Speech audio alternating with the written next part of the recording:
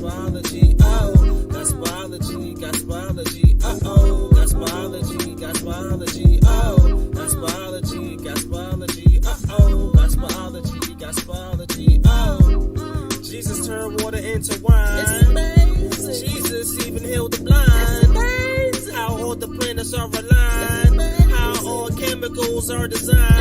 Teaching the gospel with a scientific twist. All of his miracles are magnificent.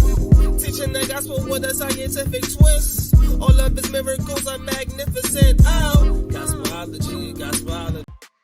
Hi, this is Janelle with this week's Scientist in Residence. This week's Scientist in Residence is Dorothy Johnson Vaughan. Dorothy Johnson Vaughan was born September 20th, 1910 in Kansas City, Missouri. She was a mathematician in NASA. Dorothy Vaughan's mathematical mind helped pave the way to launch satellites into space.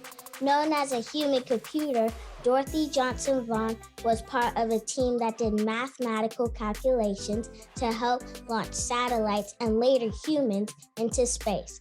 The group used math to help engineers figure out how wind and gravity affects aircraft. Now, let's take a look at her video. When you think of the people who helped Americans get into space, you probably don't think of someone who looks like me. Hi, I'm Dorothy Vaughan. I loved math, and I was good at it. So when I saw an ad for a mathematician job at NACA, I knew I couldn't pass it up. NACA was trying to attach rockets to airplanes, something no one had ever done before.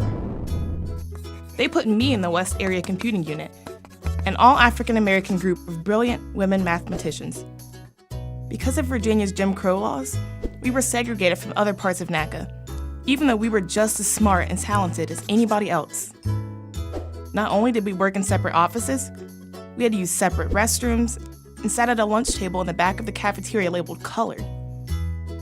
Most folks didn't even know our unit existed, but our calculations helped send satellites into space and put a man on the moon for the first time in history. And get this, we did all these calculations by hand. We were called computers. No, not whatever machine you're using to watch this video. Human computers. Still, some people didn't take us seriously. After all, the year before I started working at NACA, African-American women weren't even allowed to work in the lab. And we definitely weren't allowed to be supervisors. But after a few years, I began leading the West Area Computers. And in 1951, I became the first African-American supervisor in NACA's history.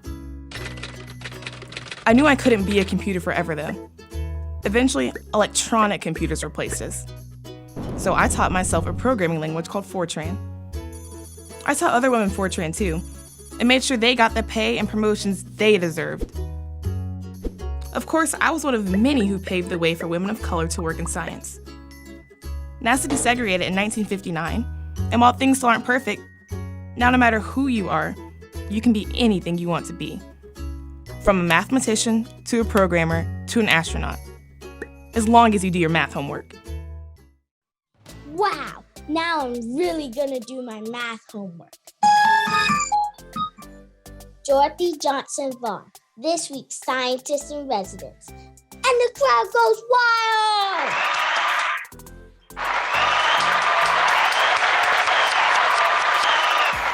Back to you, Cormac, for the lesson.